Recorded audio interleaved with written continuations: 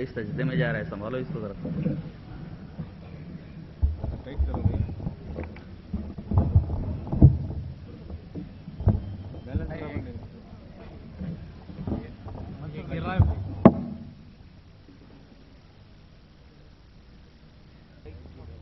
یہ ٹیں ٹیں کی آواز اس قدر طبیعت کے اوپر گرا گزرتی ہے. جب موبائل نہیں تھا تو کیسے رہتے تھے آپ لوگ؟ ذرا سب آف کر لیں.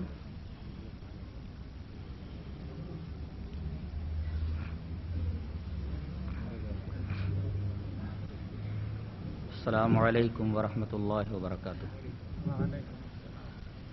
الحمد للہ نحمده ونستعینه ونستغفره ونؤمن به ونتوکل علیہ ونعوذ باللہ من شرور انفسنا ومن سیئات اعمالنا من يهده الله فلا مضل له ومن يضلل فلا هادي له واشهد ان لا اله الا الله وحده لا شريك له واشهد ان محمدا عبده ورسوله اما بعد فان خير الحديث كتاب الله وخير الهدي هدي محمد صلى الله عليه وسلم وشر الامور محدثاتها وكل محدثة بدعة وكل بدعة ضلالة وكل ضلالة في النار.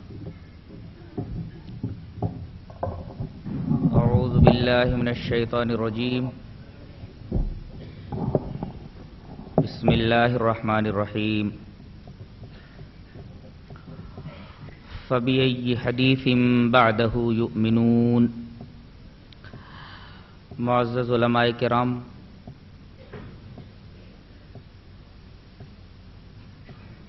محترم بزرگوں، نوجوان بھائیوں،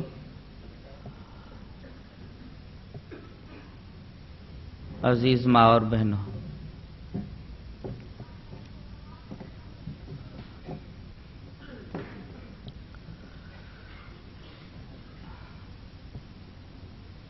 بنگلور کی ایک مسجد میں ایک قاسمی صاحب امام اور خطیب ہیں. ہمارے بنگلور کے احباب نے ان کی کچھ کیسٹیں مجھ تک پہنچائیں.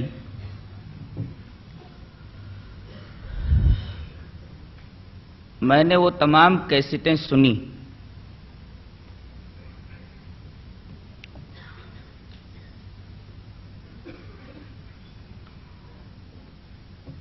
پوری تقریر میں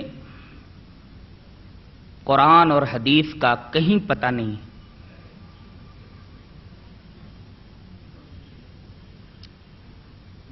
صرف اور صرف اہل حدیثوں کو گالیاں دی گئیں اور انداز بالکل بازاری ہے. کم سے کم یہ انداز تقریر کسی عالم کا نہیں ہو سکتا. ارے کمینے، انگریز کا بچہ، انگریز کی اولاد،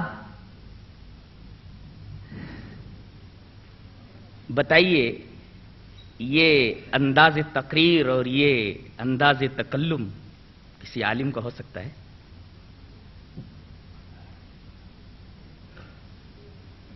تمام کیسٹوں میں اہل حدیثوں کو جی بھر کر کے انہوں نے گالیاں دی ہیں. ان کے اس عمل کے تعلق سے حدیث رسول کیا بولتی ہے؟ حدیث ملاحظہ. وعن عبد اللہ بن مسعود رضی اللہ تعالی عنہ قال قال رسول اللہ صلی اللہ علیہ وسلم سباب المسلم فسوق وقتالہ کفر. رواہ مسلم فی کتاب الایمان. حضرت امام مسلم رحمۃ اللہ علیہ اس حدیث پاک کو کتاب الایمان میں لائے ہیں. راوی حضرت عبداللہ ابن مسعود ہیں. حضرت عبداللہ ابن مسعود رضی اللہ تعالیٰ عنہ فرماتے ہیں کہ رسول اللہ صلی اللہ علیہ وسلم نے ارشاد فرمایا کہ کسی مسلمان کو گالی دینا فسق ہے، گالی دینے والا فاسق ہے، اور کسی مسلمان سے قتال کرنے والا کافر ہے. اس حدیث پاک کی روشنی میں مسلمانوں کو گالیاں دینے والا فاسق ٹھہرتا ہے. اب ایک سوال یہاں پیدا ہوتا ہے، کیا اہل حدیث مسلمان ہیں؟ کہ جو اہل حدیث کو گالی دے وہ فاسق ہے؟ تو آئیے ہم یہ ثابت کر دیں کہ اہل حدیث مسلمان ہے۔ حدیث پاک ملاحظہ ہو، وعن انس بن مالک رضی اللہ تعالی عنہ قال قال رسول اللہ صلی اللہ علیہ وسلم من صلى صلاتنا واستقبل قبلتنا واكل ذبيحتنا فذلك المسلم الذي له ذمة الله وذمة رسوله فلا تخفر الله في ذمته۔ رواہ مسلم فی کتاب الایمان ورواہ البخاری فی کتاب الصلاۃ۔ حضرت انس بن مالک رضی اللہ تعالیٰ عنہ فرماتے ہیں کہ رسول اللہ صلی اللہ علیہ وسلم نے ارشاد فرمایا کہ جو آدمی ہماری نماز پڑھے، کون سی نماز؟ جو نبی کی نماز تھی، جو صحابہ کرام کی نماز تھی، اسی کی طرف اشارہ کرتے ہوئے جناب محمد الرسول اللہ صلی اللہ علیہ وسلم نے ارشاد فرمایا جس نے ہماری نماز پڑھی۔ الحمدللہ اہل حدیث نبی کی نماز پڑھنے کا اہتمام کرتے ہیں، صحابہ کرام کے طریقے پر نماز پڑھنے کا اہتمام کرتے ہیں۔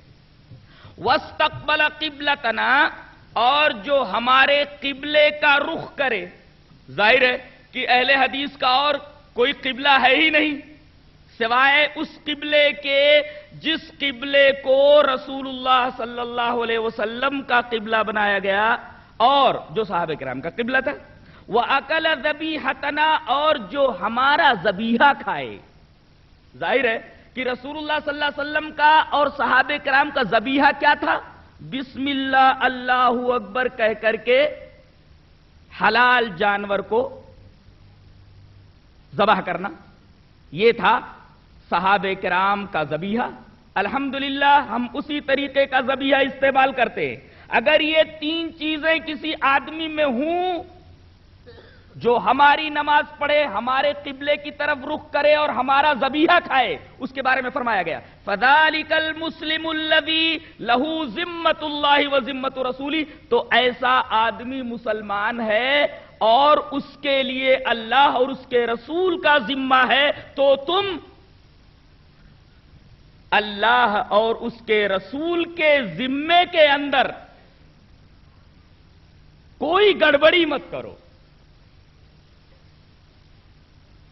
اس حدیث پاک سے یہ ثابت ہوا کہ اہل حدیث الحمدللہ مسلمان ہیں۔ ثابت یہ ہوا کہ اہل حدیث کو گالی دینے والا فاسق اور ان سے قتال کرنے والا کافر، کفر کا مرتکب ہے۔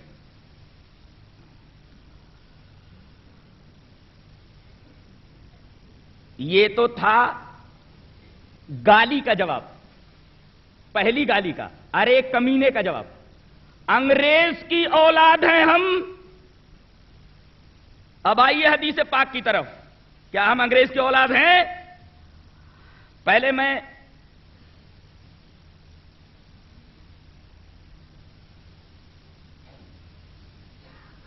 ایک حدیث پاک پیش کر دوں جسے امام بخاری رحمت اللہ علیہ کتاب العلم میں لائے ہیں۔ پہلے اس حدیث کا ترجمہ دیکھ لیں۔ روایت اس طرح ہے، وَعَن مُعَاوِيَةَ بْنِ قُرَّةَ عَنْ أَبِيهِ قَالَ قَالَ رَسُولُ اللَّهِ صَلَّى اللَّهُ عَلَيْهِ وَسَلَّمَ إِذَا فَسَدَ أَهْلُ الشَّامِ فَلَا خَيْرَ لَكُمْ وَلَا تَزَالُ طَائِفَةٌ مِّنْ أُمَّتِي مَنْصُورِينَ لا يضرهم من خذلهم حتى تقوم الساعة قال محمد بن اسماعیل وقال علی بن المدینی هم اصحاب الحدیث رواہ الترمذی فی کتاب الفتن۔ یہ روایت امام ترمذی رحمۃ اللہ علیہ کتاب الفتن میں لائے۔ حضرت معاویہ ابن قرہ اپنے باپ سے روایت کرتے ہیں، ان کے باپ کہتے ہیں کہ رسول اللہ صلی اللہ علیہ وسلم نے ارشاد فرمایا کہ جب شام کے لوگ خراب ہو جائیں تو تمہارے اندر کوئی بھلائی نہیں، تمہارے لیے کوئی خیر نہیں۔ اس کے بعد آپ نے فرمایا کہ میری امت کا ایک گروہ ہمیشہ مدد کیا جانے والا رہے گا، جس کی مدد کی جائے گی، اور مخالفت کرنے والوں کی مخالفت امت کے اس فرقے کو، امت کی اس جماعت کو، امت کے اس گروہ کو کوئی ضرر نہیں پہنچا سکتا، قیامت تک ضرر نہیں پہنچا سکتا، اور یہ فرقہ قیامت تک رہے گا۔ اس حدیث پر تبصرہ کرتے ہوئے امام المحدثین حضرت محمد ابن اسماعیل البخاری اور ان کے استاد محترم، مشہور ناقد حدیث، مشہور محدث علی ابن مدینی دونوں کہتے ہیں کہ اس طائفہ سے مراد، اس گروہ سے مراد اصحاب الحدیث ہیں، ہم اصحاب الحدیث، یہ اہل حدیث ہیں۔ اب بتاؤ، جب اہل حدیث حضرت امام بخاری رحمت اللہ علیہ کے فرمان کے مطابق، ان کے استاذ علی ابن مدینی کے مطابق رسول اللہ صلی اللہ علیہ وسلم کے زمانے کے ٹھہرتے ہیں، تو پھر انگریز کی اولاد کیسے ہوئے؟ غور کرنے کی بات ہے۔ ایک روایت اور لے لیں، حضرت امام احمد بن حنبل رحمۃ اللہ علیہ کا تبصرہ اس کے اوپر، وہ حدیث ملاحظہ ہو۔ وعن عبداللہ بن عمرو رضی اللہ تعالی عنہ قال قال رسول اللہ صلی اللہ علیہ وسلم لا یاتین علی امتی ما اتی علی بنی اسرائیل حذف النال بالنال حتی ان کان منهم من اتی امه علانیۃ لکان فی امتی من یصنع ذلک وان بنی اسرائیل تفرقت الى 72 ملة وتفترق امتي الى 73 ملة كلهم في النار الا ملة واحدة قالوا من هي يا رسول الله قال ما انا عليه واصحابي رواه الترمذي في كتاب الايمان باب افتراق هذه الامة وقال احمد بن حنبل رحمه الله ان لم يكونوا اهل الحديث فلا ادري من هم۔ حضرت عبداللہ ابن عمر رضی اللہ تعالیٰ عنہ فرماتے ہیں کہ رسول اللہ صلی اللہ علیہ وسلم نے ارشاد فرمایا، میری امت کے اوپر وہی کچھ آنے والا ہے جو اس سے پہلے بنی اسرائیل کے اوپر آ چکا ہے، یہاں تک کہ اگر بنی اسرائیل کے کسی بدبخت نے اپنی ماں کے ساتھ زنا کیا ہوگا تو اس امت میں بھی وہ آدمی ہوگا جو ایسا کام کرے گا۔ اور آگے آپ نے فرمایا کہ بنی اسرائیل یہ 72 فرقوں میں بٹ گئے اور میری امت 73 فرقوں میں بٹ جائے گی، کلہم فی النار، سارے کے سارے فرقے جہنمی ہوں گے سوائے ایک فرقے کے کہ وہی ناجی ہوگا، وہی جنتی ہوگا۔ پوچھا گیا کہ اے اللہ کے رسول اس فرقے کا نام کیا ہوگا؟ آپ نے نام نہیں بتایا، منہج بتایا کہ طریقہ کار سے پہچان لوگے وہ فرقہ کون سا ہوگا، جو ناجی ہوگا اور جو جہنم سے نجات پانے والا ہوگا۔ منہج بتایا گیا، ما انا علیہ واصحابی، جو میرے طریقے پر ہوگا اور میرے صحابہ کے طریقے پر ہوگا۔ یہ منہج رسول اللہ صلی اللہ علیہ وسلم کا بتایا ہوا ہے۔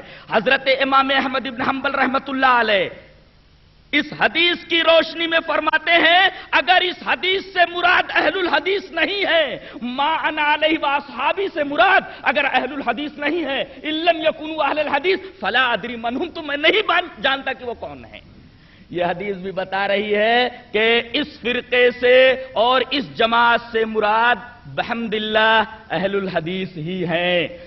ایک روایت حضرت صوبان کی جسے امام ابن ماجہ رحمت اللہ علیہ باب و اتباع سنت رسول اللہ صلی اللہ علیہ وسلم ابن ماجہ ملا ہے، روایت اس طرح ہے، وعن صوبان، اس حدیث کو ملا لیں بات بالکل واضح ہو جاتی ہے، وعن صوبان رضی اللہ تعالی عنہ ان رسول اللہ صلی اللہ علیہ وسلم قال لا تزال طائفة من امتی علی الحق منصورین لا یضرهم من خذلهم حتى یاتی امر اللہ عز وجل، رواہ ابن ماجہ فی باب اتباع سنت رسول اللہ صلی اللہ علیہ وسلم۔ اس حدیث پر ذرا رک کر میں ذرا کچھ شرح و بسط کے ساتھ کچھ باتیں کہنا چاہتا ہوں۔ حضرت صوبان رضی اللہ تعالیٰ عنہ فرماتے ہیں کہ رسول اللہ صلی اللہ علیہ وسلم نے ارشاد فرمایا کہ میری امت کا ایک گروہ برابر رہے گا،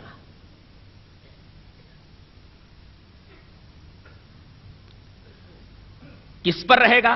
علی الحق، حق کے اوپر رہے گا، منصورین، اللہ کی طرف سے اس کی نصرت و تائید ہوگی، اور لا یضرهم من خذلهم، ان کو رسوا کرنے والے، ان کو بدنام کرنے والے، خذلان کے معنی رسوائی، بدنامی، ان کو بدنام کرنے والے، جھوٹے پروپیگنڈوں کے ذریعے انہیں رسوا کرنے والے، بدنام کرنے والے، انہیں کوئی تکلیف نہیں پہنچا سکتے یہاں تک کہ اللہ تبارک و تعالیٰ کا امر آ جائے، یعنی قیامت قائم ہو جائے۔ یہ روایت ابن ماجہ باب و اتباع سنت رسول اللہ صلی اللہ علیہ وسلم میں ہے۔ پہلی چیز قابل غور ہے، لا تزالو۔ جانتے ہیں لا تزالو کا مطلب کیا ہوتا ہے؟ جیسے کہا جائے عربی میں جب زالہ کے اوپر ما داخل کیا جاتا ہے تو اس سے ہمیشگی اور استمرار بلا انقطاع سمجھا جاتا ہے کہ کوئی چیز ہمیشہ ہو رہی ہے، بیچ میں کٹ اپ نہیں ہے۔ ایسے موقع پر عربی میں ما زالہ کا استعمال ہوتا ہے۔ مثلا میں یہ کہوں ما زال زید غنیا، زید ہمیشہ مالدار رہا، یعنی وہ زندگی بھر مالدار ہی رہا، زندگی کے کسی مرحلے میں وہ مفلس نہیں ہوا، یعنی کانٹینیوڈ برابر رہا اور بلا انقطاع رہا، استمرار بلا انقطاع۔ زندگی کے کسی مرحلے میں وہ مفلس نہیں ہوا۔ ما زال زید غنیا، زید ہمیشہ غنی رہا، استمرار ہے غنا کے اندر اور بلا انقطاع ہے، کہیں کٹپ نہیں ہے۔ وہی لفظ یہاں استعمال کیا گیا ہے، لا تزالو، برابر رہے گی، یعنی استمرار بلا انقطاع۔ اب میں آپ سے پوچھتا ہوں کہ رسول اللہ صلی اللہ علیہ وسلم کے زمانے میں وہ جماعت تھی یا نہیں تھی؟ تھی، ورنہ لا تزالو کا مفاد ہی سمجھ میں نہیں آئے گا۔ صحابہ کرام کے زمانے میں وہ جماعت تھی یا نہیں تھی؟ ورنہ لا تزالو کا مفاد سمجھ میں نہیں آئے گا۔ تابعین کے زمانے میں وہ جماعت تھی، ورنہ لا تزالو کا مفاد سمجھ میں نہیں آئے گا۔ تبا تابعین کے زمانے میں تھی۔ زندگی کے اور دنیا کے ہر دور میں وہ جماعت رہی ہے۔ تو صحابہ کرام کے زمانے میں وہ جماعت تھی، رسول کے زمانے میں وہ جماعت تھی، تابعین کے زمانے میں وہ جماعت تھی، تبا تابعین کے زمانے میں تھی۔ زندگی کے ہر دور میں دنیا میں وہ جماعت ہمیشہ موجود رہی ہے، کبھی دنیا کسی لمحے اس جماعت سے خالی نہیں رہی ہے، ورنہ لا تزالو کا مفاد نہیں سمجھ میں آئے گا۔ اب بتائیے، حنفیت اس سے مراد ہو سکتی ہے؟ شافعیت مراد ہو سکتی ہے؟ حنبلیت مراد ہو سکتی ہے؟ مالکیت مراد ہو سکتی ہے؟ حاشا وکلا، نہ حنفیت مراد ہو سکتی ہے، اس لیے کہ امام ابو حنیفہ رحمت اللہ علیہ سن 80 ہجری کے اندر پیدا ہوئے ہیں اور انتقال آپ کا 150 ہجری میں ہو رہا ہے۔ اس کے بعد حنفی مسلک وجود میں آیا ہے، تو امام ابو حنیفہ کے بعد جب حنفی مسلک وجود میں آیا ہے، اس کا مطلب یہ ہوا کہ یہ بعد کی بات ہے، اس سے پہلے ایک جماعت تھی۔ اس لیے کہ لا تزالو کا مفاد یہی کہہ رہا ہے کہ اس سے پہلے وہ جماعت موجود تھی اور دنیا کبھی اس جماعت سے خالی نہیں رہی۔ اب دیکھیے، حضرت امام ابو حنیفہ 80 میں پیدا ہوتے، 80 سے پہلے یہ جماعت موجود تھی۔ سوال ہے کون سی جماعت تھی؟ حنفیت تو تھی نہیں، اس لیے کہ 80 کے بعد مسلک حنفی بنا ہے۔ اور حضرت امام مالک رحمت اللہ علیہ پیدا ہوتے ہیں سن 93 میں۔ سن 93 وہ ہجری ہے جب محمد ابن قاسم نے ہندوستان کے اوپر، سندھ کے اوپر حملہ کیا ہے۔ ظاہر ہے کہ آپ کے بعد مالکیت بنی، مالکی مسلک بنا، اس سے پہلے مالکی مسلک تھا ہی نہیں، لہذا مالکیت مراد نہیں ہو سکتی۔ امام احمد ابن حنبل رحمت اللہ علیہ کی پیدائش 164 کے اندر ہو رہی ہے۔ 164 کے بعد مسلک حنبلیت وجود میں آیا ہے، اس سے پہلے وہ جماعت موجود تھی۔ اسی طریقے سے حضرت امام شافعی رحمت اللہ علیہ کی پیدائش 150 میں ہو رہی ہے، یعنی جس سال حضرت امام ابو حنیفہ کا انتقال ہو رہا ہے اسی سال حضرت امام شافعی رحمت اللہ علیہ پیدا ہو رہے ہیں۔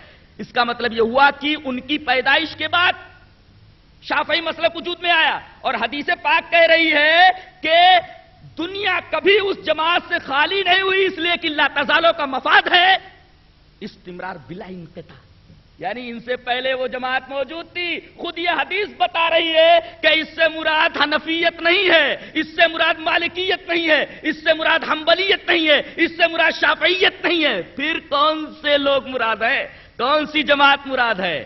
وہی جماعت مراد ہے جسے حضرت امام احمد بن حنبل رحمت اللہ علیہ نے اصحاب الحدیث کہا ہے، حضرت علی بن مدینی نے اصحاب الحدیث کہا ہے، حضرت امام بخاری رحمت اللہ علیہ نے اہل الحدیث کہا ہے۔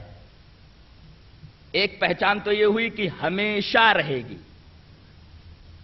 دوسرا نقطہ یہ معلومات طائفتن، ایک ہی جماعت رہے گی۔ یہ چار برحق کیسے ہو سکتے؟ رسول اللہ صلی اللہ علیہ وسلم نے فرمایا ایک جماعت رہے گی، یا چار کو برحق بول رہے ہیں؟ یہاں کہیں گے ایک جماعت رہے گی، چار جماعتیں ہیں۔ اس کا مطلب یہ ہے کہ یہ چاروں جماعتیں مراد نہیں ہے، اس لیے کہ طائفہ کی قید ان چاروں کو الگ کر رہی ہے۔ وہ کوئی دوسرا ہی طائفہ ہے، وہ کوئی دوسرا ہی گروہ ہے، وہ کوئی دوسری ہی جماعت ہے۔ یہ طائفہ کا مفاد ہوا۔ لا تزالو کا مفاد سمجھ میں آیا، طائفتن کا مفاد سمجھ میں آیا۔ آگے بڑھیے، لا تزال طائفۃ من امتی علی الحق، وہی جماعت وہی گروہ حق کے اوپر ہوگی، حق کے اوپر ہوگی وہ۔ بقیہ سارے لوگ ناحق پر ہوں گے، وہی جماعت صراط مستقیم پر ہوگی۔ اور منصورین کا لفظ قابل غور ہے۔ اللہ کی نصرت و تائید اس جماعت کے ساتھ ہوگی۔ ایک اہل حدیث اگر کسی گلی میں موجود ہو، چند سالوں کے اندر ایک جماعت بن جاتی ہے۔ یہ اللہ کی نصرت و تائید نہیں تو اور کیا ہے؟ ایک اہل حدیث کسی گلی میں موجود ہو، کسی محلے میں موجود ہو، اللہ کی نصرت و تائید دیکھیے کہ پوری جماعت بنا لیتا ہے۔ مخالفین خوف سے کانپتے رہتے، ان کے پروپیگنڈے، ان کی گالیاں اس بات کی دلیل ہے کہ ان کے پاس ان سے لڑنے کے لیے دلائل نہیں ہے۔ کہیں میں نے پڑھا تھا ماڈرن دور میں گالیاں، آگے سائن آف انٹروگیشن ہے، سائن آف انٹروگیشن، ماڈرن دور میں گالیاں کس کو بولتے ہیں؟ جواب دیتا ہے تمام دلائل کے خاتمے کا اعلان۔ یہ ماڈرن دور میں گالیاں، یہ قاسمی صاحب کا جواب ہے۔ یعنی جو آدمی گالیوں پر اتر آئے، دلیل ہے اس بات کی کہ اس کے پاس دلائل ختم ہو چکے ہیں۔ ماڈرن دور میں گالیاں، جواب تمام دلائل کے خاتمے کا اعلان۔ تو ایک محلے میں اگر کوئی اہل حدیث ہو، اللہ تبارک و تعالیٰ کی نصرت و تائید اس کے ساتھ ہوتی ہے، ایک رہتا ہے، پوری جماعت بنا لیتا ہے۔ اگلا ٹکڑا دیکھیے، لا یضرہم من خالفہم۔ اس ٹکڑے سے دو باتیں معلوم ہوئی، بلکہ یہ کہہ لو کہ تین باتیں معلوم ہوئی۔ ایک تو یہ کہ ان سے مخالفت لوگ کرتے ہی رہیں گے، ان سے جھگڑا ہوتا ہی رہے گا، اور یہ برابر جھگڑتے رہیں گے، جہاں دیکھو لڑ رہے ہیں، جہاں دیکھو دلائل پیش کر رہے ہیں اور جھگڑا ہو رہا ہے۔ یہ حدیث پاک بتا رہی ہے کہ یہ برابر جھگڑتے رہیں گے اور مخالفت برابر ہوگی۔ چپ ہو جائے تو مخالفت کا سوال ہی پیدا نہیں ہوتا۔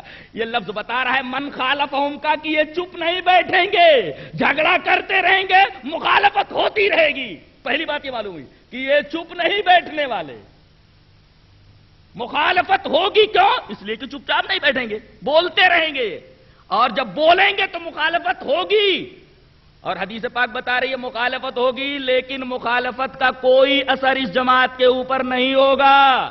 لا یضرہم، کون لوگ ان کو نقصان نہیں پہنچا سکتے؟ من یضرو کا فاعل ہے، جو ان کی مخالفت کریں گے کسی بھی میدان میں ان کو تکلیف نہیں پہنچا سکتے، چاہے وہ دلائل کا میدان ہو تکلیف نہیں پہنچا سکتے۔ یہ بھی ایک نقطہ نکلا اس حدیث پاک سے۔ دلائل لے کر کے بیٹھیں گے تو ان کے پاس لچر پوچھ اور باطل دلائل کے سوا اور کوئی بات نہیں ہوگی۔ ایک نقطہ اور یہاں بتا دوں، قرآن حکیم میں کہیں بھی دلیل کا مطالبہ نہیں ہے۔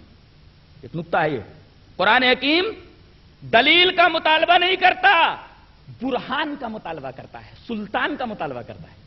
اسی وجہ سے قرآن حکیم میں کہیں یہ نہیں کہا گیا فاتو بدلیل، ایسا نہیں کہا گیا دلیل لاؤ، بلکہ کہا گیا فاتو برہانکم ان کنتم صادقین، برہان لاؤ. اور کہیں کہا گیا ہؤلاء قوم اتخذوا من دونی آلیہ لولا یاتون علیہم بسلطان بین.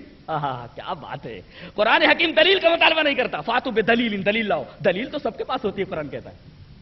ارے دلیل تو بریلوی کے پاس بھی ہے، دلیل تو دیوبندی کے پاس بھی ہے، دلیل تو قادیانی کے پاس بھی ہے، دلیل تو ہندوؤں کے پاس بھی ہے، دلیل تو عیسائیوں کے پاس بھی ہے، دلیل تو یہودیوں کے پاس ہے. قرآن حکیم کہتا ہے دلیل دو، ایسا نہیں بولتا، بلکہ یہ کہتا برہان لاؤ. برہان کسے بولتے معلوم ہے؟ قاسمی صاحب کو اس کی ہوا بھی نہیں لگی ہوگی، ان کے معلومات میں اضافے کے لیے بول رہا ہوں. برہان کہتے ہیں سورج کی وہ روشنی، سورج کی وہ شعاعیں جو سورج کے قریب ہوں. عربی میں وہ کہہ سکتے ہیں اشعۃ الشمس التی تقرب الشمس، وہ البرہان، وہ کرنیں جو سورج کے قریب ہوں، ان کرنوں کو برہان کہا جاتا ہے. اب بتائیے وہاں دور روشنی ہے، بتائیے سب سے زیادہ روشن جگہ کون سی ہوگی؟ یہ جہاں میں بیٹھا ہوں یا جہاں وہ روشنی ہے؟ اس کا مطلب جہاں روشنی ہے وہاں کے اطراف و جوانب زیادہ روشن ہوں گے، اور جیسے جیسے فاصلہ بڑھتا جائے گا روشنی کم ہوتی جائے گی. اس کا مطلب قرآن حکیم کہتا ہے ایسی دلیل لاؤ کہ بات بالکل واضح ہو جائے، جیسے سورج کی وہ کرنیں جو سورج کے قریب رہتی ہیں ان کے دائرے میں اگر کوئی چیز آ جائے تو بالکل روشن ہو جاتی ہے. ایسی دلیل لاؤ. فاتو برہانکم ان کنتم صادقین. یہ ہے برہان کا مطلب. آؤ سلطان کا مطلب سمجھاتا ہوں. قرآن حکیم شرک کے بارے میں کہتا ہے ہؤلاء قوم اتخذوا من دونہ آلیہ. قرآن کا انداز بیان کتنا خوبصورت ہے، لائٹ لے لیتا ہے.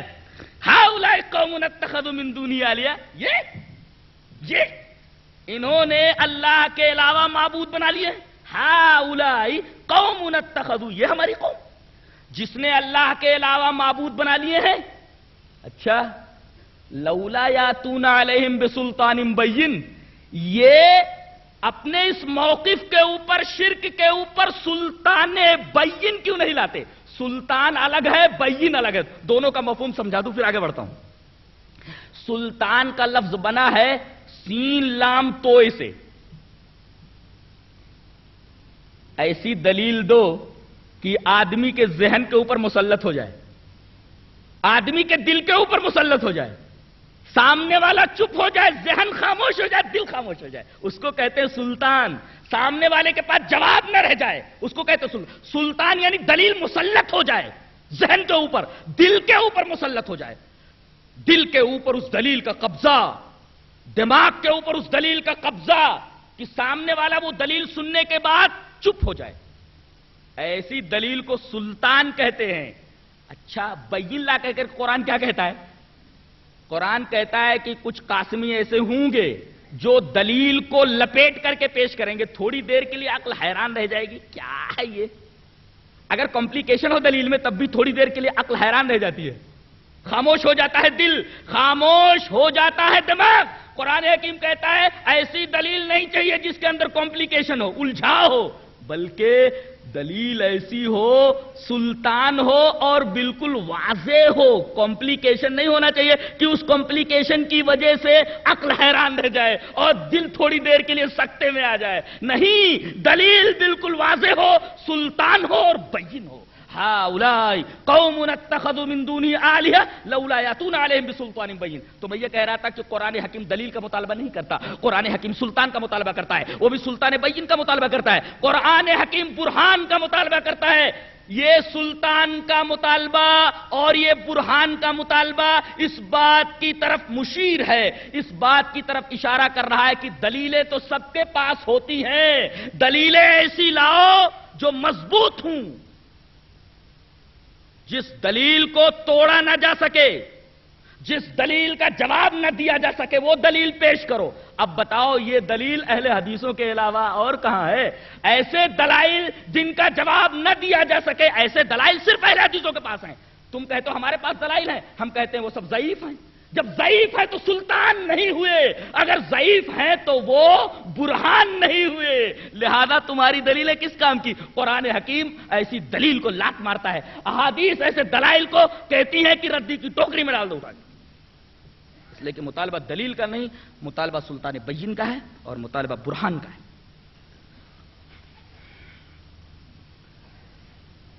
کتنی باتیں معلوم ہوئی اس حدیث پاک سے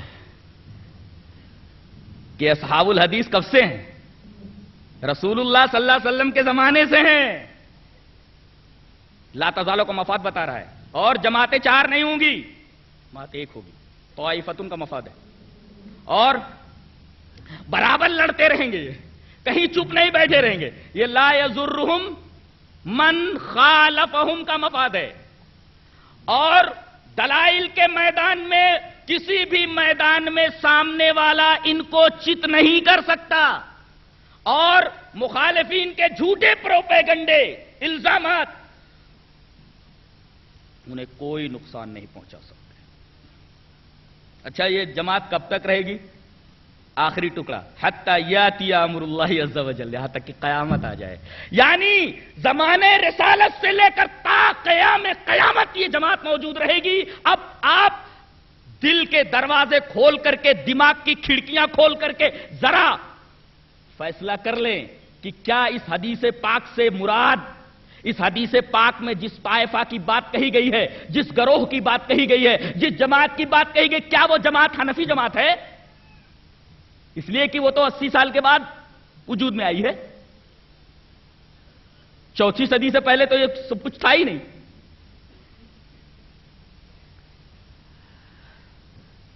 ایک نقطہ پیش کیا جاتا ہے، ان کے پاس نقطوں کے سوا ہے کیا؟ وہ بھی لچر نقطے، باطل نقطے۔ کہتے ہیں کہ اہل الحدیث سے مراد محدثین ہیں، آج کے اہل حدیث تھوڑی ہیں۔ ایک اعتراض تو یہ ہے، دوسرا اعتراض یہ ہے کہ انہوں نے اہل الحدیث نام کیوں رکھا؟ تو اہل الحدیث نام کیوں رکھا اس کا جواب دے رہا ہوں۔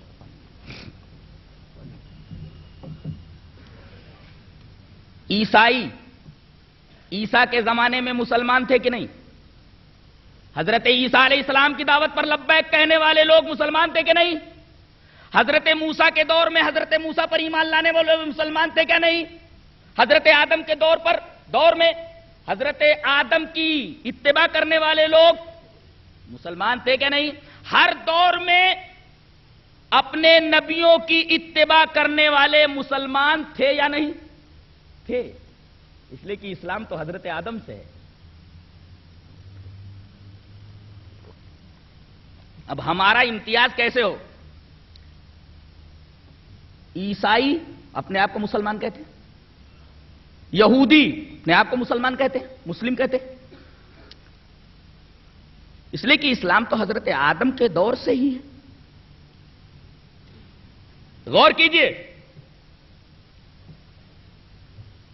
تمام مذاہب کے مسلمانوں سے امتیاز کے لیے ذات محمد معیار ہے۔ جیسے کہہ دیا محمدی تو اس کا مطلب یہ ہوا کہ اب وہ عیسائی نہیں ہے، اب وہ یہودی نہیں ہے، وہ اور کسی مذہب کا ماننے والا نہیں ہے، تو دیگر مذاہب کے مسلمانوں سے امتیاز کے لیے ذات محمد معیار ہے۔ محمدی کہہ دیا تو اس کا مطلب یہ ہے کہ محمد صلی اللہ علیہ وسلم کا ماننے والا۔ اچھا، اب محمد صلی اللہ علیہ وسلم کے ماننے والوں میں بدعتی لوگ بھی ہیں، بدعتیوں سے امتیاز کے لیے سنت محمد معیار ہے۔ لہذا اہل حدیث اپنے آپ کو محمدی کہتا ہے دوسرے مذاہب کے مسلمانوں سے ممتاز ہونے کے لیے، دوسرے مذاہب کے مسلمانوں سے ممتاز ہونے کے لیے ذات محمد معیار ہے، اس لیے اہل حدیث اپنے آپ کو محمدی کہتا ہے۔ اور محمد صلی اللہ علیہ وسلم کے ماننے والوں میں بدعتی بھی ہیں، لہذا بدعتیوں سے امتیاز کے لیے سنت محمد معیار ہے، لہذا اہل حدیث اپنے آپ کو اہل سنت کہتا ہے، اور سنت رسول کا پتہ احادیث محمد سے چلتا ہے، لہذا احادیث محمد یہ معیار ہے سنت کو جاننے کی، لہذا اہل حدیث اپنے آپ کو اہل الحدیث کہتے ہیں۔ یہ بات سمجھ میں نہیں آئے تو پھر سے دوہرا دوں، دیگر مذاہب کے مسلمانوں سے امتیاز کے لیے ذات محمد معیار ہے، اسی وجہ سے اہل حدیث اپنے آپ کو محمدی کہتا ہے، اور محمد صلی اللہ علیہ وسلم کے ماننے والوں میں بدعتی لوگ بھی ہیں، لہذا بدعتیوں سے امتیاز کے لیے سنت محمد معیار ہے، تو ہم اپنے آپ کو اہل سنت کہتے ہیں، اور سنت کو جاننے کا ذریعہ احادیث رسول ہے، احادیث محمد ہے، لہذا احادیث محمد کی طرف نسبت کر کے ہم اپنے آپ کو اہل حدیث کہتے ہیں۔ اگر قاسمی صاحب کو منطق آتی ہو تو میں یہ کہوں گا کہ جامع اور معنی کسی چیز کی تعریف ہوتی ہے جب کسی جن سے قریب کی فصل قریب لائی جائے، یہ منطق ہے۔ جن سے قریب جیسے حیوان اور فصل قریب اس کی ناطق، لہذا انسان کی تعریف حیوان ناطق اس لیے کہ حیوان جن سے قریب ہے اور ناطق اس کا فصل قریب ہے، لہذا انسان کی جامع اور معنی تعریف حیوان ناطق ہے۔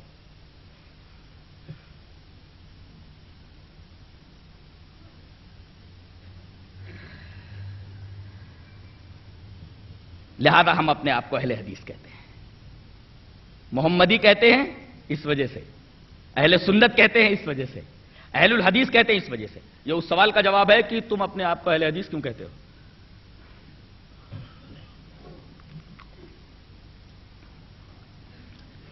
اہل حدیث صرف محدثین کو کہتے ہیں، غلط بات ہے۔ دو لفظ آتے ہیں، محدث اور اہل الحدیث۔ محدث سے مراد عالم بالحدیث، حدیث کو جاننے والا، حدیث کی تحقیق کرنے والا، حدیث کو پرکھنے والا، اس کو محدث کہتے ہیں۔ عالم بالحدیث کو محدث کہتے ہیں، اور اہل الحدیث عام ہے، عامل بالحدیث کو بھی کہتے ہیں اور عالم بالحدیث کو بھی کہتے ہیں۔ جیسے قرآن حکیم کہتا ہے قُلْ يَا أَهْلَ الْكِتَابِ، آؤ اے اہل کتاب، تو اہل کتاب سے مراد صرف علماء ہی ہیں کہ تمام یہود و نصارہ ہیں؟ قرآن حکیم خود کہتا ہے کہ اہل اگر لگا دیا جائے تو بات عام ہو جاتی ہے۔ اہل کتاب سے مراد یہود و نصارہ کے عالم بھی ہیں اور عوام بھی ہیں، لہذا اہل الحدیث سے مراد عالم بالحدیث بھی ہے اور عامل بالحدیث بھی۔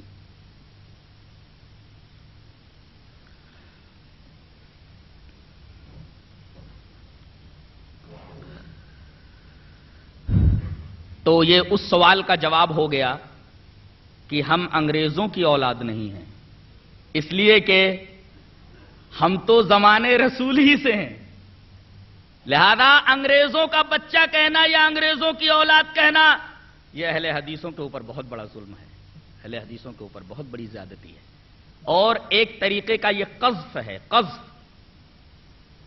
ثبوت نہ دے سکے تو کتنے کوڑے لگائے جائیں مولانا؟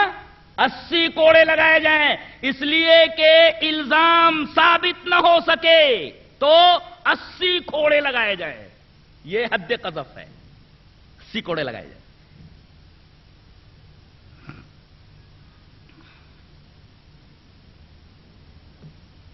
میں نے اس کیسٹ میں یہ بھی سنا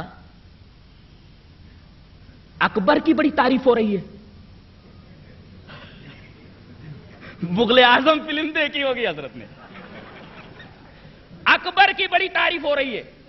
اکبر کے بارے میں قرآن حکیم کیا کہتا ہے؟ آیت کریمہ ملاحظہ ہو، ان الذین یکفرون باللہ ورسلہ ویریدون ان یفرقوا بین اللہ ورسلہ ویقولون نؤمن ببعض ونکفر ببعض ویریدون ان یتخذوا بین ذلک سبیلا اولئک هم الکافرون حقا واعتدنا للکافرین عذابا مہینا۔ بے شک وہ لوگ جو انکار کرتے ہیں اللہ کی آیات کا، ان الذین یکفرون باللہ ورسلہ، اللہ کا انکار کرتے ہیں، اللہ کی آیات کا انکار کرتے ہیں، رسول کا انکار کرتے ہیں، رسول کی احادیث کا انکار کرتے ہیں، اور کیا کرتے ہیں؟ وَيُرِيدُونَ أَن يُفَرِّقُوا بَيْنَ اللَّهِ وَرُسُلِهِ، اور وہ چاہتے ہیں کہ اللہ اور اس کے رسول کے درمیان تفریق کریں۔ اور تیسرا کام کیا ہے؟ وَيَقُولُونَ نُؤْمِنُ بِبَعْضٍ وَنَكْفُرُ بِبَعْضٍ، اور کہتے ہیں کہ ہم ایمان لاتے ہیں بعض اسلامی باتوں پر اور بعض اسلامی باتوں کا انکار کرتے ہیں، بعض کو مانتے ہیں اور بعض کا انکار کرتے ہیں۔ اب بہت سارے مذاہب کو ملا کر ایک چوچو کا مربع بنا لیا گیا، جس کو قرآن حکیم کہتا ہے وَيُرِيدُونَ أَن يَتَّخِذُوا بَيْنَ ذَلِكَ سَبِيلًا، تمام مذاہب کے اصولوں کو ملا کر کے ایک بیچ بیچ کی راہ نکال لینا، یہی کام اس نے کیا تھا۔ تمام مذاہب کے اصول اور قوانین کو، اس کا عقیدہ یہ تھا کہ صداقت اور ٹروتھ یہ تمام مذاہب میں مشترک ہے، لہذا کچھ قوانین اس نے ہندوازم سے لیے، کچھ قوانین اس نے عیسائیت سے لیے، کچھ قوانین یہودیت سے لیے اور کچھ قوانین اسلامی لیے، اور ایک دین تیار کیا جس کا نام دین الہی ہے۔ کیا اسی کے بارے میں قرآن حکیم کا یہ ارشاد بالکل فٹ نہیں بیٹھتا ہے کہ وَيَقُولُونَ نُؤْمِنُ بِبَعْضٍ وَنَكْفُرُ بِبَعْضٍ، بعض کو مانتے ہیں بعض کا انکار کرتے ہیں، اور ایک تیسری راہ نکال لینا وَيُرِيدُونَ أَن يَتَّخِذُوا بَيْنَ ذَلِكَ سَبِيلًا، اس کے درمیان ایک راہ نکال لے، یعنی دین الہی بنایا اس نے۔ قرآن حکیم اب کہتا ہے اکبر کے بارے میں اولئک هم الکافرون حقا، ایسے لوگ پکے کافر ہیں، اور ایسے لوگوں کے لیے ہم نے عذاب مہین تیار کر رکھا ہے۔ ایک بڑی عجیب بات کیسٹ سے سننے کے بعد میری سمجھ میں آئی، اس نے مہیش بھٹ کی بھی بڑی تعریف کی ہے۔ کیسے سنیے نا، مہیش بھٹ کی بڑی تعریف کی ہے۔ ان کا یہ کہنا ہے کہ وہ جنگ آزادی کے اوپر کوئی فلم بنا رہا ہے، یہ انتہائی گھٹیا درجے کا فلم ساز ہے۔ وہ کہتے ہیں کہ جنگ آزادی کے اوپر مہیش بھٹ صاحب ایک فلم بنانے والے ہیں، فلم بن رہی ہے جو جلد ہی منظر عام پر آ رہی ہے۔ میری معلومات میں اضافہ ہوا۔ قرآن حکیم اس مہیش بھٹ کے بارے میں کیا بولتا ہے وہ دیکھو، سورہ لقمان کی آیت پر آ جاؤ، وَمِنَ النَّاسِ مَن يَشْتَرِي لَهْوَ الْحَدِيثِ لِيُضِلَّ عَن سَبِيلِ اللَّهِ بِغَيْرِ عِلْمٍ وَيَتَّخِذَهَا هُزُوًا أُولَٰئِكَ لَهُمْ عَذَابٌ مُّهِينٌ۔ عجیب بات ہے کہ اکبر کی تعریف کی، اس کے لیے بھی اللہ نے وہی لفظ استعمال فرمایا، أُولَٰئِكَ أَعْتَدْنَا لَهُمْ عَذَابًا مُّهِينًا، اور مہیش بھٹ کے بارے میں بھی وہی لفظ استعمال فرمایا قرآن حکیم، أُولَٰئِكَ لَهُمْ عَذَابٌ مُّهِينٌ، اس کے لیے بھی رسوا کن عذاب، اس کے لیے بھی رسوا کن عذاب۔ اللہ فرماتا ہے وَمِنَ النَّاسِ مَن يَشْتَرِي لَهْوَ الْحَدِيثِ، اور لوگوں میں سے بعض وہ ہیں جو لہو الحدیث خریدتے ہیں۔ لہو کا مطلب دیکھ لو، حدیث کا مطلب دیکھ لو، ایسی بات جو کھیل ہو۔ یہ جو ڈائیلاگ بولے جاتے ہیں اس میں حقیقت کا شائبہ ہوتا ہے؟ جو ڈائیلاگ پوری فلم میں بولے جاتے ہیں حقیقت سے ان کا کوئی تعلق ہوتا ہے؟ ساری باتیں جھوٹی ہوتی ہیں۔ لہذا فلم کے اوپر لہو الحدیث کا لفظ بالکل فٹ بیٹھتا ہے۔ تو جو لوگ لہو الحدیث خریدتے ہیں، اور اس لہو الحدیث نے تو آج ہماری اسلامی زندگی کو بھی متاثر کر کے رکھ دیا ہے، جس کی طرف قرآن حکیم نے اشارہ کیا، لِيُضِلَّ عَن سَبِيلِ اللَّهِ بِغَيْرِ عِلْمٍ، بغیر علم کے یہ لوگ اللہ کے راستے سے بھٹکا رہے ہیں، گمراہ کر رہے ہیں، وَيَتَّخِذَهَا هُزُوًا، اور اللہ کی راہ کو، ہاں کا مرجع سبیل ہے، وَيَتَّخِذَهُ، اللہ کی راہ کو، اسلام کو انہوں نے مذاق بنا لیا ہے۔ آج دیکھو اسلام کا کتنا مذاق اڑایا جاتا ہے، سب سے زیادہ مذاق تو میڈیا اڑاتا ہے۔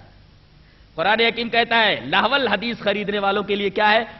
کیا سزا ہے؟ وہی سزا جو اکبر جیسے لوگوں کے لیے ہے، اولئک اعتدنا لهم عذابا مہینا۔ یہاں ان فلم سازوں کے بارے میں بھی کہا گیا اولئک لهم عذاب مہین، ان کے لیے بھی رسوا کن عذاب، ان کے لیے بھی رسوا کن عذاب۔ اور جس مغل بادشاہ اکبر اعظم کی قاسمی صاحب تعریف فرما رہے ہیں، اور اس کی تعریف میں رطب اللسان ہے، یہ کہتے ہیں کہ وہ بھی مسلکن حنفی تھا۔ اللہ اکبر، مسلکن حنفی تھا، اس وجہ سے، اس حنفیت کے اشتراک کی وجہ سے مولانا کو بڑی ہمدردی ہے اس سے، بڑی ہمدردی ہے، بڑی محبت ہے اس سے۔ جبکہ مغل دور کے اندر خود مولانا اشرف علی صاحب تھانوی نے حکایات اولیاء کے اندر لکھا ہے کہ مغل بادشاہوں کے دور میں رسول اللہ صلی اللہ علیہ وسلم کے اوپر خطبوں میں درود شریف نہیں پڑھا جاتا تھا، رسول اللہ صلی اللہ علیہ وسلم پر درود پڑھنا منع کر دیا گیا تھا، اور سلام بھی بند کر دیا گیا تھا۔ جب ایک مسلمان دوسرے مسلمان سے ملاقات کرتا تو اسلام کی تعلیم کیا ہے اس سلسلے میں؟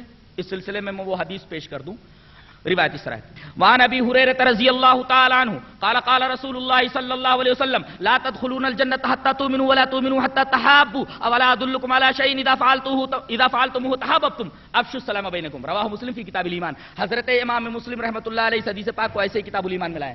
حضرت ابو ہریرہ رضی اللہ تعالیٰ عنہ فرماتے ہیں کہ رسول اللہ صلی اللہ علیہ وسلم نے ارشاد فرمایا کہ تم جنت میں نہیں داخل ہو سکتے جب تک کہ ایمان والے نہ ہو جاؤ، اور تم ایمان والے نہیں ہو سکتے جب تک کہ آپس میں محبت نہ کرو۔ یہاں دیکھو اہل حدیث کی ٹانگ کھینچ رہا ہے، کتنے بے ضمیر لوگ ہیں، اللہ تبارک و تعالیٰ ان کو ہدایت دے، کتنے بے ضمیر لوگ ہیں، یہ کتنے بے ضمیر لوگ ہیں، اہل حدیث کی ٹانگ کھینچ رہا ہے۔ تو تم جنت میں داخل نہیں ہو سکتے جب تک کہ تم ایمان والے نہ ہو جاؤ، اور تم ایمان والے نہیں ہو سکتے۔ ہاں یہ مت سنو، اس کی مت سنو، ہاں یہ ہے تمہارے اندر ایمان کہاں ہے؟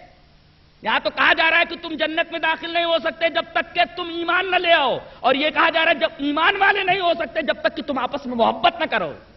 غلطی کس کے اندر نہیں ہوتی؟ تم معصوم ہو، نبی ہو، نبی ہو تم، انسان تو خطاؤں کا پتلا ہے۔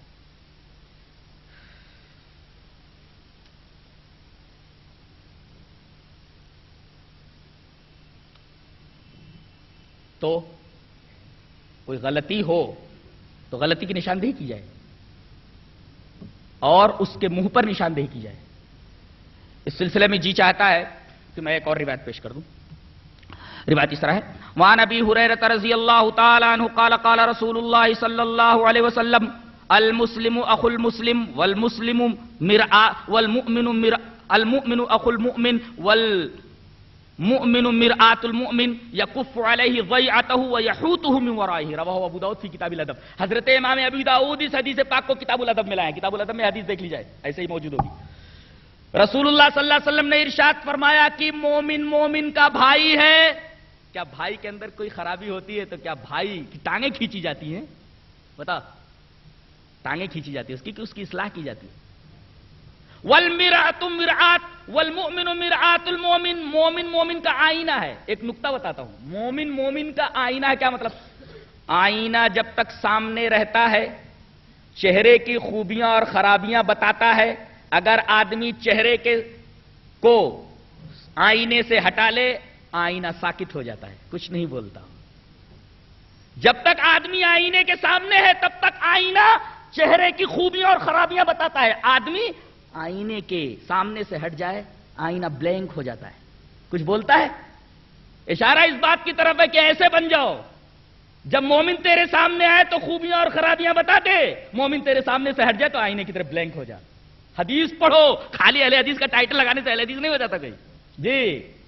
اور یکف علیہ ضیعتہ، اس کے جائیداد کی نگرانی کرو، ویحوطہ من ورائہ، اس کے پس پشت جب وہ نہ رہے تو اس کا احاطہ کرو۔ احاطہ کا مطلب اس کی عزت کی حفاظت کرو، اس کی آبرو کی حفاظت کرو، اس کے مال کی حفاظت کرو۔ یہ ایک مومن کا فریضہ ایک مومن کے تئیں ہوتا ہے۔ عالم کو شریعت سکھانے چلے ہیں یہ لوگ، اللہ انہیں ہدایت دے، یہ عالم کو شریعت سکھائیں گے جنہیں پوری زندگی قرآن اور احادیث کے تتبع میں لگا دی ہے۔ بتائیے اب ان کے لیے کیا ہدایت ہی کی دعا کی جا سکتی ہے اور کیا کیا جا سکتا ہے؟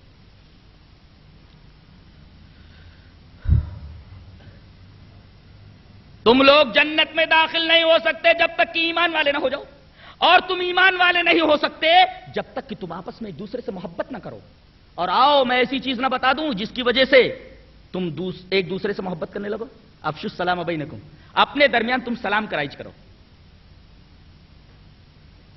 ایک مسلمان دوسرے مسلمان سے ملے تو طریقہ یہ بتایا گیا ہے ملنے کا کہ ایک السلام علیکم کہے، دوسرا وعلیکم السلام بولے، ورحمۃ اللہ وبرکاتہ، اس کا اضافہ بھی کر دے۔ لیکن مغل سلطنت میں ایک تو رسول اللہ صلی اللہ علیہ وسلم کے اوپر درود شریف پڑھنا خطبوں کے اندر ممنوع قرار دے دیا گیا تھا، اور دوسرے ایک مسلمان جب دوسرے مسلمان سے ملتا تو السلام علیکم نہیں بولتا تھا، کہتا تھا رفیع الدین تسلیمات عرض کرتا ہے، رفیع الدین آداب عرض کرتا ہے، یعنی سلام کا رواج ہی نہیں رہ گیا تھا۔ قرآن پڑھنا اور پڑھانا بالکل انقا تھا، فقہ کا دور دورہ تھا، اور آپ کو یہ سن کر حیرت ہوگی کہ 1810 کے اندر 1810 عیسوی میں سب سے پہلے شاہ رفیع الدین رحمت اللہ علیہ اور شاہ عبد القادر رحمت اللہ علیہ نے قرآن حکیم کا ہندی میں ترجمہ کیا 1810 کے اندر. جانتے ہیں قرآن حکیم کے اس ترجمے کو چھپوانے والا ایک اہل حدیث ہی تھا. اللہ اکبر. قرآن حکیم کے اس مترجم نسخے کو چھپوانے والا اور اس کا محرک ایک اہل حدیث ہی تھا. حضرت ولایت علی رحمت اللہ علیہ نے اپنے ایک مرید اپنے ایک شاگرد بدیع الزماں بردوانی کے حوالے یہ نسخہ کیا اور کہا کہ اس کو چھپوا دو. قرآن حکیم کا ہندی مترجم نسخہ سب سے پہلے ہندوستان میں جب چھپوایا گیا تو چھپوانے کا محرک اہل حدیث اور چھپوانے والا بھی اہل حدیث تھا. اور ایک بات اور سن لیجئے اور اسے ذہن میں بٹھا لیجئے کہ قرآن حکیم پڑھنے پڑھانے کا رواج نہیں تھا، اسی طریقے سے احادیث بھی پڑھنے پڑھانے کا رواج نہیں تھا. لوگ فقہ پڑھتے اور پڑھاتے تھے اور اسی کے مطابق عمل کرتے تھے.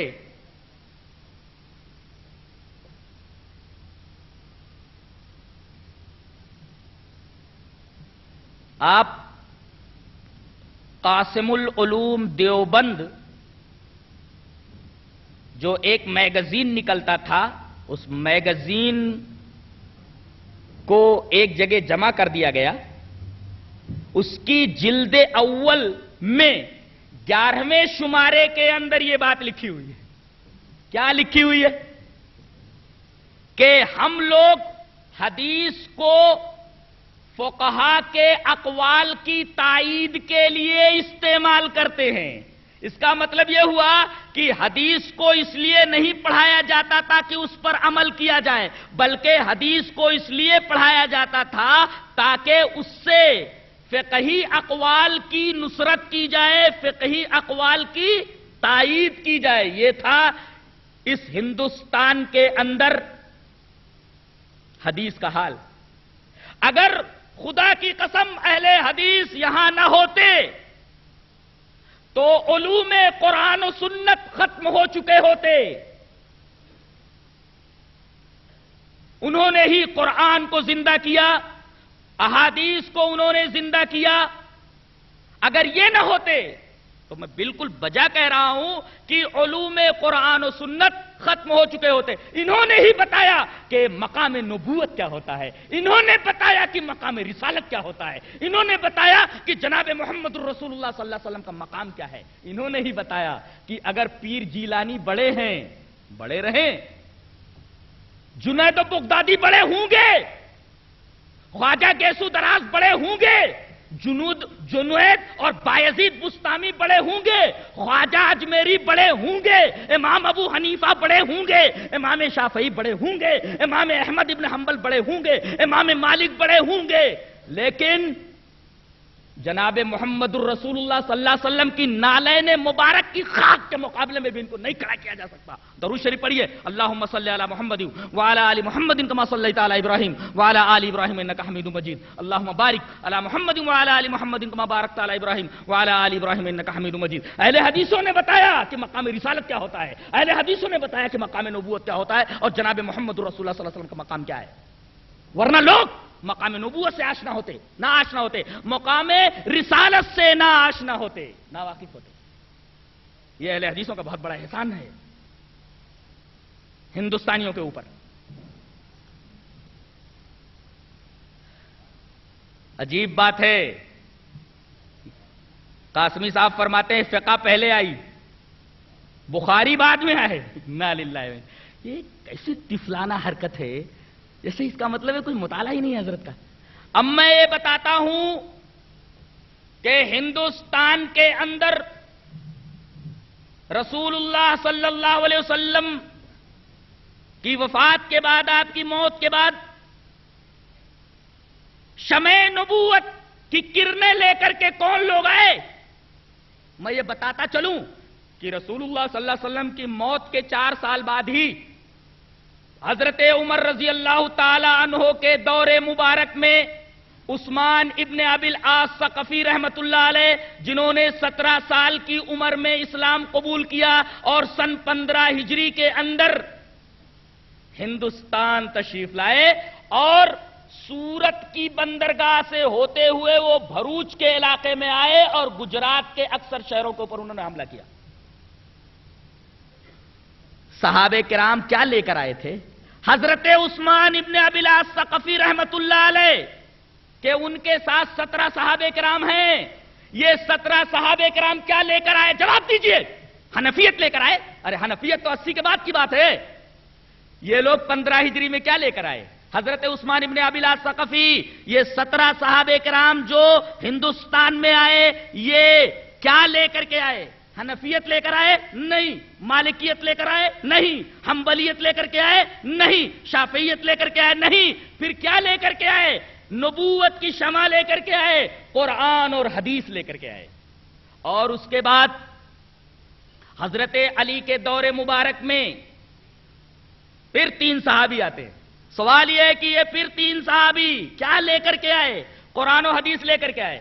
پھر حضرت معاویہ رضی اللہ تعالیٰ عنہ کے دور میں 3 حضرت علی کے دور میں آئے، 4 حضرت معاویہ کے دور میں آئے۔ میں پوچھتا ہوں حضرت معاویہ کے دور میں 4 صحابہ کرام جو ہے وہ کیا لے کر کے آئے؟ قرآن و سنت ہی لے کر کے آئے، اس لیے کہ اس وقت تو حنفیت تھی نہیں، مالکیت تھی نہیں، حنبلیت تھی نہیں، شافعیت تھی نہیں۔ اس کے بعد حضرت یزید رحمت اللہ علیہ کے زمانے میں ایک صحابی آئے، حضرت منذر ابن جارود عبدی۔ حضرت منذر ابن جارود عبدی حضرت یزید رحمت اللہ علیہ کے دور میں آئے۔ ظاہر ہے کہ یہ صحابی جب لشکر لے کر کے یہاں آئے تو کیا لے کر کے آئے؟ قرآن و سنت لے کر کے آئے۔ اور اس کے بعد اب سلسلہ شروع ہوتا ہے تابعین کا۔ تابعین سب سے پہلے 47 آئے، 47 یا تقریباً 42، اس طریقے کی تعداد میں یہ لوگ آئے۔ ان میں حضرت محمد ابن قاسم رحمت اللہ علیہ بھی ہے، یہ تابعی ہے۔ بتائیے محمد ابن قاسم رحمت اللہ علیہ سن 93 میں اب ولید ابن عبد الملک کے زمانے میں آئے۔ اس وقت حضرت امام ابو حنیفہ کی عمر کتنی تھی؟ 80 میں پیدا ہوئے، اس وقت ان کی عمر 12-13 سال کی رہی ہوگی، 12-13 سال کے تھے۔ اس وقت تو حنفیت وجود میں نہیں آئی تھی۔ تابعی جب آئے تب بھی حنفیت کا وجود نہیں تھا، مالکیت کا وجود نہیں تھا، شافعیت کا وجود نہیں تھا، حنبلیت کا وجود نہیں تھا۔ پھر کیا لے کر کے آئے؟ یہ لوگ بھی صرف اور صرف قرآن و سنت لے کر کے آئے۔ اللہ اکبر! یہ کہنے والا کس قدر غلط فہمیاں پھیلانے کا ارادہ رکھتا ہے اور کتنی بڑی غلط فہمی پیدا کر رہا ہے کہ فقہ پہلے آئی، حدیث بعد میں آئی۔ یہاں عالم یہ ہے کہ حدیثیں پہلے آئی، فقہ تو بعد کی پیداوار ہے، فقہ تو بعد کی پیداوار ہے۔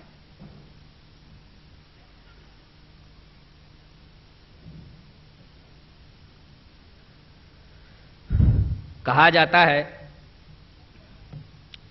کہ امام ابو حنیفہ رحمت اللہ علیہ کے اوپر اللہ تبارک و تعالی بے شمار رحمتیں نازل فرمائے۔ ہم بھی یہی دعا کرتے ہیں، اللہ تبارک و تعالی ان کے اوپر بے شمار رحمتیں فرمائے۔ ایک بات یاد رکھیے کہ نبی کے علاوہ کوئی معصوم نہیں، نبی کے علاوہ کوئی معصوم ہے؟ نبی اگر غلطی کرنے لگے تو آسمان سے اس کی رہنمائی ہو جاتی تھی، فرشتہ آتا تھا اور بتاتا تھا کہ آپ سے یہاں غلطی ہو رہی ہے، غلطی صحیح کیجیے آپ۔ اور یہ تمام صحابہ کرام کا عقیدہ ہے کہ نبی کی بات کو منوان تسلیم کر لینا ہی ایمان کا تقاضا ہے۔ غیر نبی کی بات کو لیا بھی جا سکتا ہے اور چھوڑا بھی جا سکتا ہے۔ دلیل ملاحظہ ہو، فتح المجید کے اندر حضرت ابن عباس کا قول نقل کیا گیا ہے۔ قول اس طریقے کا ہے، وان ابن عباس رضی اللہ تعالی عنہما قال یوشک ان تنزل علیکم حجارۃ من السماء یقول قال رسول اللہ صلی اللہ علیہ وسلم وتقولون قال ابو بکر و عمر۔ حضرت ابن عباس رضی اللہ تعالی عنہ فرماتے ہیں کہ قریب ہے کہ تمہارے اوپر آسمان سے پتھر برسیں، تمہارے اوپر آسمان سے پتھر برسیں۔ کیوں؟ میں کہتا ہوں کہ رسول اللہ نے فرمایا، اقول میں بولتا ہوں کہ رسول اللہ نے فرمایا، وتقولون اور تم بولتے ہو قال ابو بکر و عمر، ابو بکر ایسا کہتے ہیں اور عمر ایسا کہتے ہیں۔